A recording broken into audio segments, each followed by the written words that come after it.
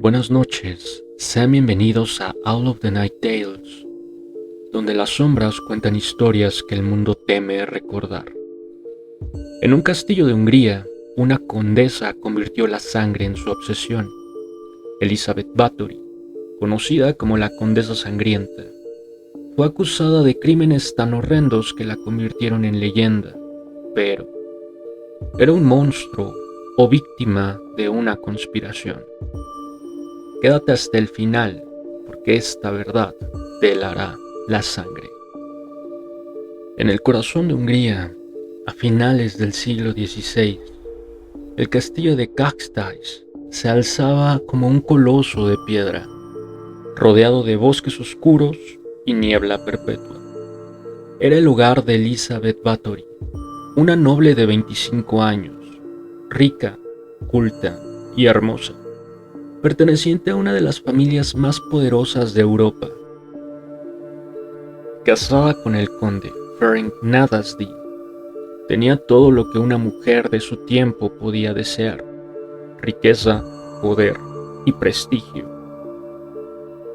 Pero detrás de las puertas del castillo, los susurros contaban una historia diferente. Dicen que Elizabeth no solo gobernaba su hogar, sino que lo convirtió en una tumba para decenas, quizás cientos de jóvenes. La llamaban la Condesa Sangrienta, la vampira que bañaba su cuerpo en sangre para conservar su juventud. ¿Qué hay de cierto en esta historia? Elizabeth nació en 1560 en una familia noble con un historial turbio. Los Bathory eran conocidos por su riqueza, pero también por su crueldad.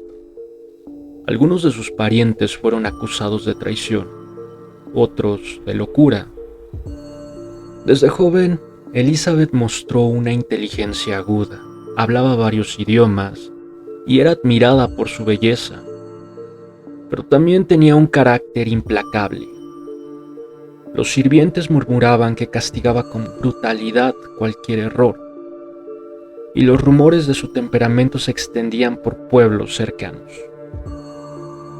En 1575, Elizabeth se casó con Ferenc, un militar conocido como el Héroe Negro, por su ferocidad en la guerra contra los turcos. La pareja se instaló en Kastály, y mientras Ferenc estaba en campaña, Elizabeth dirigía el castillo con mano de hierro. Fue entonces cuando comenzaron las desapariciones. Jóvenes campesinas contratadas como sirvientas entraban al castillo y nunca salían. Los aldeanos susurraban que las chicas eran sacrificadas en rituales oscuros, que Elizabeth las torturaba para extraer su sangre, convencida de que la mantendría joven para siempre. Los rumores crecieron, pero nadie se atrevía a desafiar a una Bathory. La nobleza era intocable y Elizabeth tenía aliados poderosos. Sin embargo, en 1610, las acusaciones llegaron demasiado lejos. El rey Matías II ordenó una investigación liderada por el conde György Thurzo, un rival político de los Bathory. Thurzo irrumpió en el castillo en diciembre de ese año y, según su informe, encontró una escena de pesadilla: cuerpos de jóvenes torturadas, sangre en las paredes y a Elizabeth en medio de todo, imperturbable. Sus cómplices, sirvientes leales, confesaron bajo tortura que habían ayudado a la condesa a matar a más de 600 mujeres, cuyos cuerpos fueron enterrados en secreto o quemados. El juicio fue un escándalo. Los testimonios, obtenidos con métodos brutales, describían a Elizabeth bañándose en sangre, cortando a sus víctimas con tijeras o azotándolas hasta la muerte. Dijeron que consultaba a curanderas locales, buscando pociones para la juventud, y que su obsesión por la belleza la llevó a un abismo de crueldad. Pero era todo verdad. Elizabeth nunca confesó. En sus cartas encontradas años después, insistía en su inocencia, afirmando que las acusaciones eran una conspiración para despojarla de su riqueza y poder. Y los testimonios de los sirvientes, aunque obtenidos bajo tortura, eran detallados y consistentes. Otros, sin embargo, ven una trama política. Elizabeth era una viuda rica que controlaba vastas tierras, algo que amenazaba a los nobles de su tiempo. El conde de Thurso, quien lideró la investigación, se benefició de la caída de los Bathory. Por su parte, el rey Matías debía grandes sumas a la familia. ¿Fue entonces Elizabeth una víctima de su propio poder, acusada de crímenes exagerados para justificar su arresto? Lo que hace a este caso tan inquietante no es solo la sangre, sino la psicología detrás de él. Si Elizabeth era culpable, su obsesión por la juventud refleja un miedo humano universal, el paso del tiempo.